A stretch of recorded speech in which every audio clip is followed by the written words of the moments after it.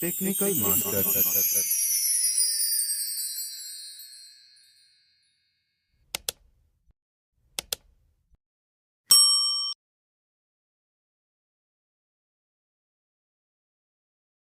नमस्कार साथियों, मैं प्रदीप जो है आपका हार्दिक अभिनंदन करता हूं आपके अपने यूट्यूब चैनल टेक्निकल मास्टर पर। साथियों, आज की वीडियो में हम बात करने वाले हैं IFMS 3.0 की महत्वपूर्ण अपडेट RITMS के बारे में कि हमें किस प्रकार से RITMS के द्वारा अपना टैक्स डिक्लेरेशन करना है। तो साथियों, यहाँ हम बात करेंगे 4 पॉइंट्स पे, जहाँ हम सबसे पहले बात करने वाले हैं प्रोजेक्टेड एनुअल इनकम के बारे में। उसके बाद साथियों दूसरे पॉइंट के द्वारा हम जानेंगे अपनी टैक्स लायबिलिटी कि कितना TDS हमारा कट चुका है और जो बचा हुआ TDS है वो हमें एक क्वार्टर में किस प्रकार से हमें डिडक्शन करवाना है। उसके बाद साथियों अंत में हम जो है डिक्लेरेशन की कार्रवाई करते हुए ई साइन के द्वारा इस संपूर्ण प्रक्रिया को जो है पूर्ण करेंगे और इस संपूर्ण प्रक्रिया को हम समझेंगे स्वीट और शॉर्ट लैंग्वेज में। तो साथियों वीडियो को शुरू से लेकर अंत तक जरूर देखें और प्रत्येक स्टेप को फॉलो करें। वीडियो अच्छी लगे तो वीडियो को एक बार लाइक और शेयर जरूर करें और ऐसी ही जानकारी के लिए आज ही सब्सक्राइब करें टेक्निकल मास्टर यूट्यूब चैनल।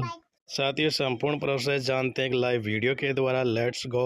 इसके लिए साथियों हमें अपने मोबाइल या पीसी में जो है सिंपली क्रोम ब्राउजर ओपन कर लेना है। क्रोम ब्राउजर ओपन करने के बाद यहाँ SSO कीवर्ड आपको सर्च कर लेना है। सर्च करने के बाद कुछ इस तरह का इंटरफेस रहने वाला है। यहाँ साथियों लॉगिन टू राज SSO का चयन कीजिए। यहाँ आपको अपनी SSO ID के ID पासवर्ड और कैप्चा डालकर सिंपली लॉगिन का बटन जो है इस पे प्रोसेस कर देना है। यानी हमें SSO ID जो यहाँ लॉगिन कर लेनी है। लॉगिन करने के बाद साथियों कुछ इस तरह का इंटरफेस रहने वाला है। यहाँ साथियों हमें IFMS 3.0 का जो ऑप्शन है सिंपली इस ऑप्शन का चयन कर लेना है। तो साथियों जैसे हम IFMS 3.0 पे टैप करेंगे, टैप करने के बाद ये प्रोसेसिंग में थोड़ा सा समय लेगा और इस प्रकार से हम यहाँ पहुँच चुके हैं IFMS पे। अब साथियों में एक्सेस एम्प्लॉय सर्विस यानी ESS वाला जो ऑप्शन है मिडिल में, इस ऑप्शन का हमें जो है एक बार चयन कर लेना है। तो इस प्रकार से साथी हम पहुंच चुके हैं IFMS पोर्टल पे। यहाँ आपको टैक्सेस का ऑप्शन है, सिंपली इस ऑप्शन पर टैप कर देना है। टैप करने के बाद साथी यहाँ आपको जो है RITMS का जो ऑप्शन दिखाई पड़ रहा है इसका चयन कर लीजिए। चयन करने के बाद साथियों ये प्रोसेसिंग में थोड़ा सा समय लेगा और इस प्रकार से हम जो है यहाँ RITMS के वेब पोर्टल पर पहुंच चुके हैं, जहां कुछ इस प्रकार का इंटरफेस रहने वाला है। यहाँ आपको जो है अपनी बेसिक प्रोफाइल व बेसिक सैलरी कंप्यूटेशन आपको यहाँ शो होगी। अब साथियों हमें जो है अपनी वास्तविक आय व कर की योग्य आय आदि और उसके अलावा साथियों अब तक जो हमारा TDS जो कट चुका है और बचा हुआ TDS नेक्स्ट क्वार्टर में जो हमें किस प्रकार से डिडक्ट करवाना है, उसके अलावा साथियों में रिबेट्स आदि अपडेट करते हुए जो है सिंपली डिक्लेरेशन करना है। तो इसके लिए साथियों हमें करना क्या है, स्क्रॉल करते हुए नीचे आना है और यहाँ आपको view and update investment declaration का एक ऑप्शन दिखाई पड़ेगा।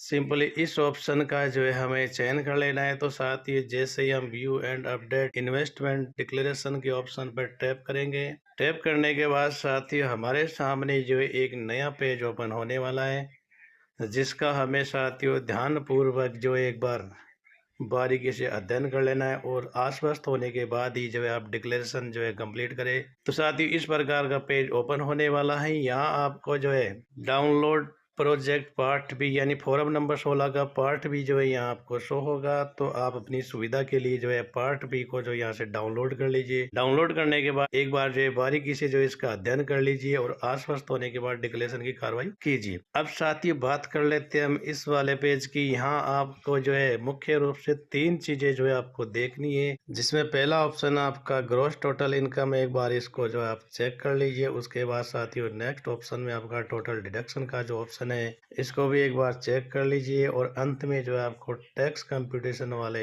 ऑप्शन को जो एक बार जांच लेना है। जांच लेने के बाद सिंपली डिक्लेरेशन का जो ऑप्शन है इस पर आप टैप कर दीजिए। टैप करने के बाद साथियों कुछ इस प्रकार का इंटरफेस रहने वाला है, जहां टैक्स रिजाइन आपको न्यू यहाँ पहले से सेलेक्ट मिलेगा।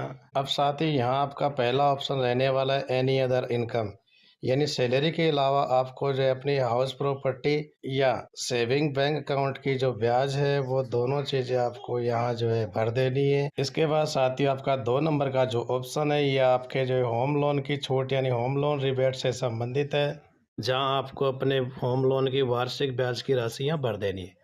उसके बाद साथियों तीसरा कॉलम है आपका monthly TDS to be deducted, यानी आपका अब बचा हुआ जो टैक्स है वो टैक्स आपको जो है लास्ट क्वार्टर के हिसाब से 3 महीनों में जो है आपको डिवाइड कर लेना है, यानी 3 टुकड़े उसके करने हैं। और वो जो राशि जो आ रही है यानी मंथली टैक्स के रूप में आप कटवाना चाहते हैं, वो राशि आपको जो है रिक्वेस्टेड टीडीएस अमाउंट का जो ऑप्शन है इस ऑप्शन में भर देनी है। और भर देने के बाद सिंपली सबमिट के ऑप्शन पर टैप करना है। तो साथियों टैप करने के बाद जो है इस प्रकार का जो एक सबमिट डिक्लेरेशन फॉर्म जो आपके सामने खुलने वाला है। यहाँ आपको इस वाले चेक बॉक्स में आपके आधार कार्ड के अनुसार जो नाम है वो नाम आपको यहाँ दर्ज कर देना है।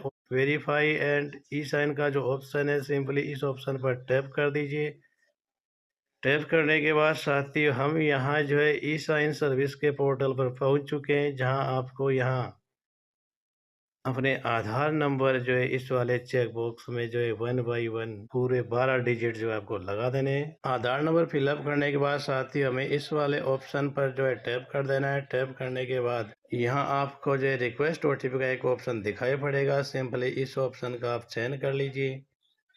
तो इस पर साथियों जैसे टैप करने के बाद हमारे आधार कार्ड से जो मोबाइल नंबर लिंक है उस मोबाइल नंबर पर एक 6 डिजिट का ओटीपी प्राप्त होगा। वो ओटीपी आपको जो है इस वाले चेक बॉक्स में यहाँ फिल कर देना है। तो साथियों 6 डिजिट का ओटीपी यहाँ फिलअप कर दीजिए। फिलअप करने के बाद सिंपली सबमिट का जो ऑप्शन है इस सबमिट के ऑप्शन पे हमें टैप कर देना है। तो साथियों जैसे सबमिट पे टैप करेंगे, टैप करने के बाद यहाँ प्रोसेसिंग में ये थोड़ा सा समय लेगा। और इस प्रकार से हमारा जो है ई साइन कंप्लीट हो चुका है, यानी हमारा डिक्लेरेशन फॉर्म जो है सक्सेसफुली सबमिट हो चुका है।